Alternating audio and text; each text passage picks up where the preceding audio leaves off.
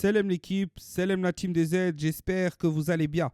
Dans cette vidéo, on va parler de la performance de Youssef Belaili, donc notre international algérien qui a produit un match vraiment de très grande qualité, plutôt disons une première mi-temps de très grande qualité et qui est un acteur principal, l'acteur majeur, l'homme du match, de ce match justement entre Ajaccio et Strasbourg, remporté 4-3 par Ajaccio. On va revenir sur sa performance en détail et on finira aussi par parler brièvement d'un point que j'estime être important et c'est un peu pour tout ce qui est les détracteurs de Youssef Belaili.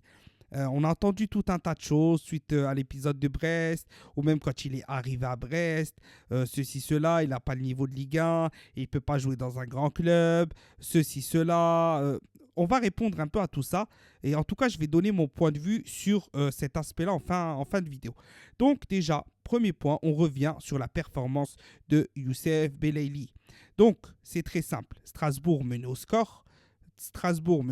Et 33e minute, donc pénalty accordé. Youssef Belaili prend ses responsabilités, il la met au fond.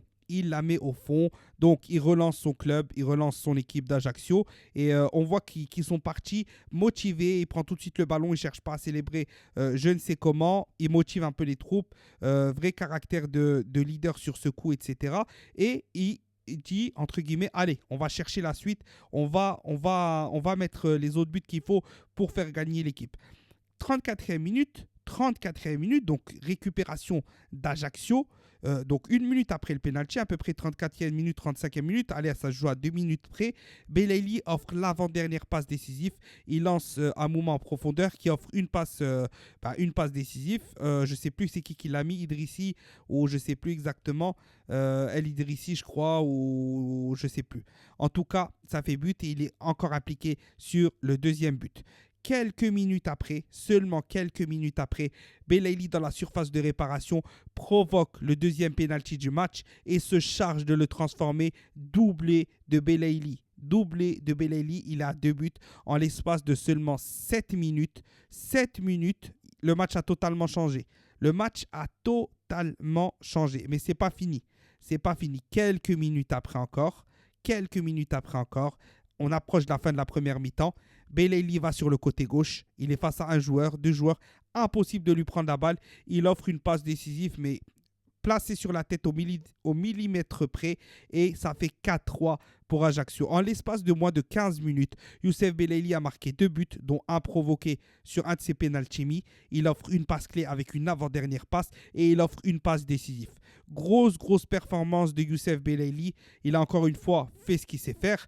Il était déjà très bon face au PSG. Il était très bon lors de sa première entrée de son premier match, etc. On rappelle que Ajaccio, ce n'est pas une équipe qui va jouer au football pur. Alors, il y a des éléments de talent comme Amouma, etc. Mais ce n'est pas une grosse équipe. Imaginez-vous dans une équipe qui tournerait extrêmement bien, avec des joueurs techniques, des passes, des gens qui sentent le même football, etc. Il serait encore plus performant. Mais là, même dans une équipe qui est considérée comme faible par rapport à la Ligue 1, il s'en sort toujours pour être le plus étincelant, le meilleur. Il offre de bonnes performances.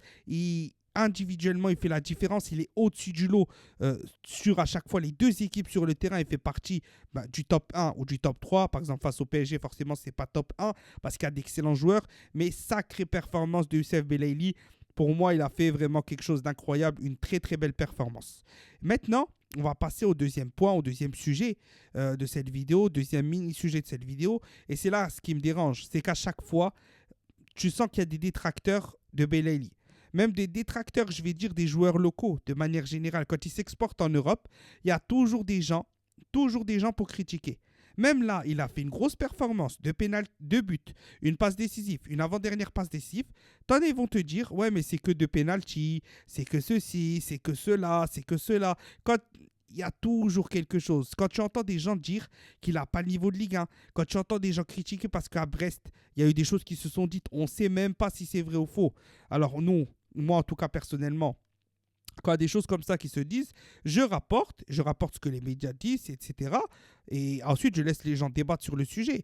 Mais quand il y a eu cette histoire, j'ai toujours dit, Youssef Belaili, c'est pas le plus grand des professionnels.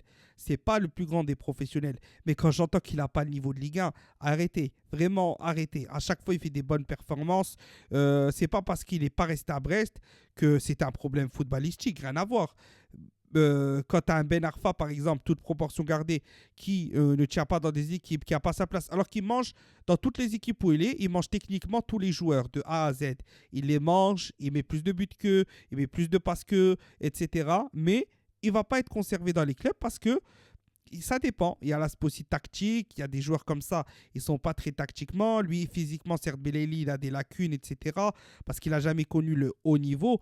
Mais techniquement, et même en termes de jeu général, il a sa place, mais largement en Ligue 1, largement dans n'importe quel championnat européen. Après, pas dans un top 5 des clubs, mais ça, déjà, il n'y a pas tous les Algériens qui peuvent aller dans un top 5. Donc cet argument-là, c'est un argument qui est nullissime. Les gens qui trouvent des excuses comme ça, c'est un argument qui est nullissime. Il ne peut pas jouer dans un grand club, ceci, cela. À partir du moment où tu joues dans un championnat européen, que tu fais des bonnes performances, que ce soit Ligue 1, Serie A, ceci, cela, peu importe où tu joues, tu es classé 15e au classement, ceci, cela, performance individuelle, il montre qu'il peut passer n'importe quelle défense de quel championnat. Quand il passe Monaco, une meilleure équipe de Ligue 1, parmi les meilleures équipes de Ligue 1 ces 5, 6, 7 dernières années, Monaco, qui met l'un des buts de la saison l'année dernière avec Brest. Quand tu passes cette défense-là, quand tu es 4-5 joueurs et tu les passes, ça veut tout dire. Il n'y a plus besoin de parler. Il n'y a plus besoin de dire il n'a pas le niveau, il n'a pas. Stop. Il a fait face à une meilleure équipe. Il a montré des bonnes performances face à des bonnes équipes. Ça s'arrête là. Il a le niveau. Après, il n'a pas le niveau de jouer dans un top 10 mondial, peut-être, parce qu'il n'y a pas que la technique qui joue, il n'y a pas que ceci qui joue, etc. Mais il faut vraiment arrêter de dénigrer à tout va les joueurs algériens qui s'exportent de l'étranger, qui essayent et qui nous donnent du plaisir quand ils jouent. Il faut arrêter de nous faire croire que certains des joueurs que vous allez citer, etc., sont plus forts que Youssef Belaïli. Sont plus forts que Youssef Belaïli. De toute façon, je l'ai dit, il y a eu beaucoup de détracteurs sur Youssef Belaïli, que ce soit sur les réseaux, sur ceci, sur cela. J'ai dit, j'ai hâte de voir la CAN 2023 qu'il va faire, parce qu'il n'y a personne qui va le bouger. Le seul qui peut bouger Belaïli, déjà, c'est lui-même. Si lui-même, il ne se met pas au travail et qu'il se relâche. Et à la rigueur, c'est Ounas côté gauche. Actuellement, il n'y a que Ounas côté gauche parce que Ounas est capable de bouger sur un court instant. Je ne parle pas de manière générale, niveau général. Je te parle sur un match en Afrique, sur un seul match, sur ses performances globales, etc. Quelqu'un qui peut faire du sale sur un côté et qui peut remplacer aisément un Mahrez en Afrique facilement. Je ne parle pas de manière générale en club, en Europe, parce qu'il y a des gens qui font semblant de ne pas comprendre quand tu dis ça, qui peuvent remplacer un Mahrez sur son couloir ou qui peuvent remplacer un Belaïli. Actuellement, il n'y en a qu'un, c'est Ounas, parce qu'Ounas est extrêmement fort. Ounas est extrêmement fort et Ounas aussi, c'est pas un grand professionnel. C'est pas quelqu'un qui a une excellente hygiène de vie, c'est pas un gros travailleur, etc. Mais il pue le foot, c'est-à-dire que même s'il arrête de jouer au foot pendant 5 ans, il met des crampons, il va venir sur un terrain, il va mettre des petits ponts. C'est comme ça, c'est le football, c'est dans les pieds, c'est comme ça. C'est pareil pour Belaïli, peut-être pas autant technique qu'Ounas, bien évidemment, parce qu'Ounas c'est très très fort dans la technique pure, mais il y a le côté folie de Belaïli qui est tellement fort, tellement bon. Donc bref, voilà, c'était tout. En tout cas, moi, c'était mon avis. Chapeau, Youssef Belaïli. Il faut qu'il continue comme ça. Et il faut qu'il nous donne du plaisir quand il joue, tout simplement. Et actuellement, c'est l'un de ceux qui nous donne le plus de plaisir quand on le voit jouer.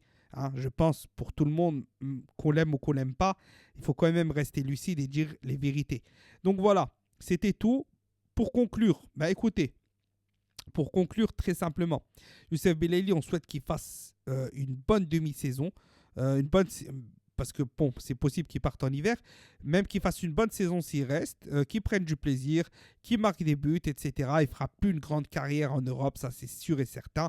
Mais je pense qu'il peut être très utile encore pour la prochaine CAN, qui se jouera en janvier 2024, la CAN 2023, qui a été reportée de l'été 2023 à l'hiver janvier 2024. Donc voilà, je pense qu'il pourra encore être là, apporter beaucoup, faire plaisir, aider l'équipe nationale et c'est tout ce qui compte. Donc bravo Belaïli et Tahia l'Algérie.